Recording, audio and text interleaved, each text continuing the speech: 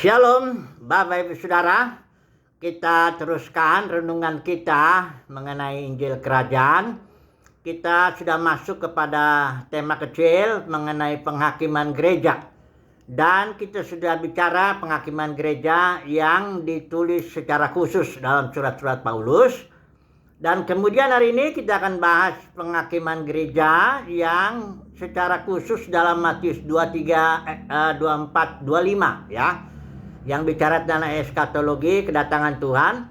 Dan besok kita akan bahas lagi penghakiman gereja yang ditulis oleh Rasul Yohanes di kitab Wahyu pasal 2 pasal 3 itu. Nah, mari kita melihat dulu cerita di Matius pasal 24 25 ini ceritanya mengenai Yesus ini ayat konteksnya ya, dia khotbah akhir zaman dibikin pasal 24 ayat 3.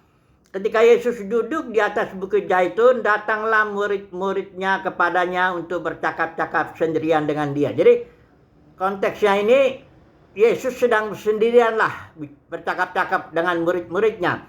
Jadi ini khusus untuk gereja ini, untuk murid-murid Tuhan Yesus ya.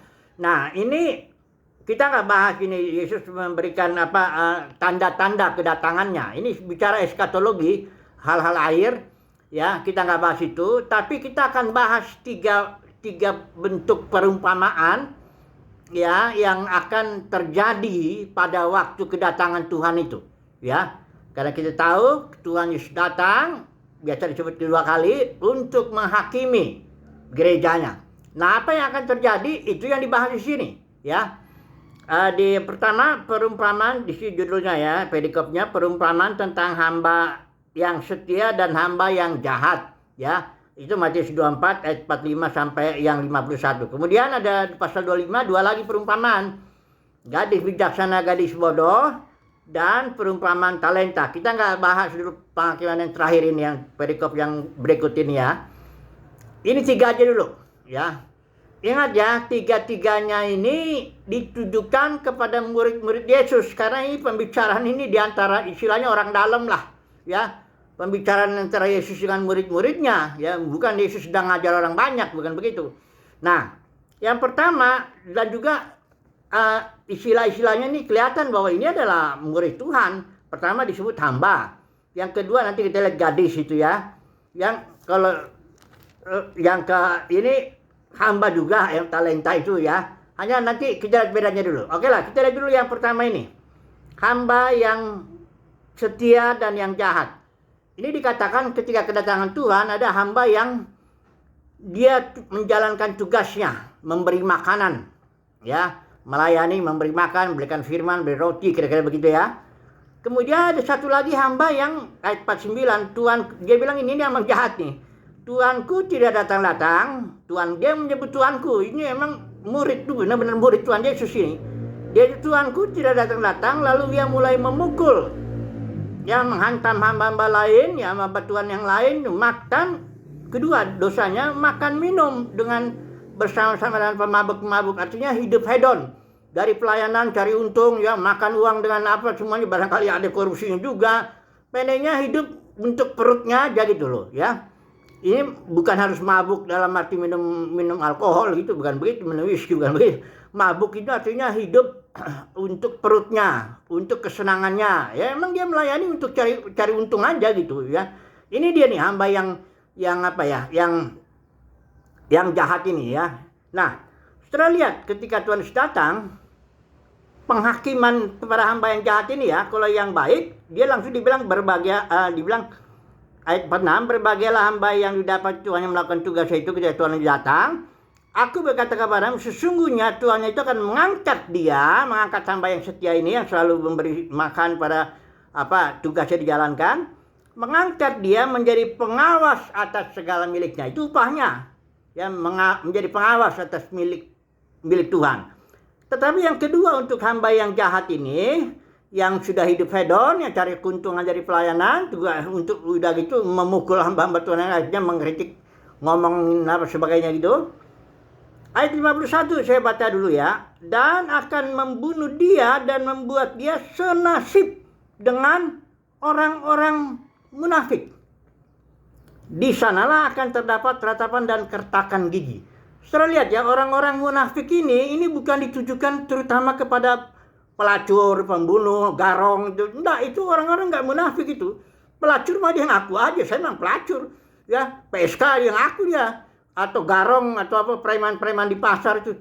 Yang dibilang munafik itu, kalau saudara lihat di pasal 23, itu ahli-ahli agama itu, ahli Taurat, orang Farisi. Saudara kalau lihat teguran Yesus itu, adalah teguran selalu ada kurang lebih 7 kali itu, kata munafik itu. Jadi munafik ini adalah cocok sekali ditujukan kepada para pemimpin agama, termasuk agama Kristen. Dalam kekristenan, munafik. Artinya munafik itu gitu. Kalau di mimbar tuh tampilannya bagus, ya karunyanya bagus, kelihatan melayani, mulut manis. Tapi di belakang itu lain lagi, kayak kuburan.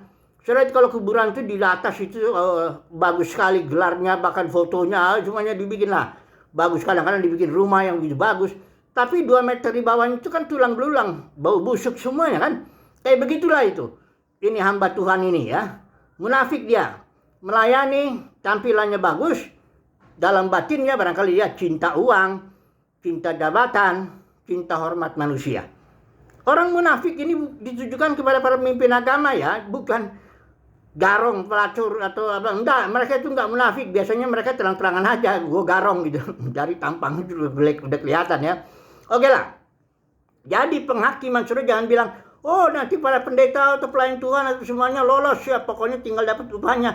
Ngomong tuh jangan ngawur. Lihat dulu ini. Dikatakan kalau orang itu munafik, para pemimpin agama Kristen munafik, pendeta munafik, apa semuanya membuat Tuhan buat dia senasib dengan orang-orang munafik. Apa dia bilang? Akan terdapat ratapan dan kertakan gigi. Artinya di situ penyesalan yang luar biasa. Bukan aja kehilangan upah, tapi penyesalan ratap dan kertak gigi. Ya, saya nggak mau bilang itu tempat apa tuh.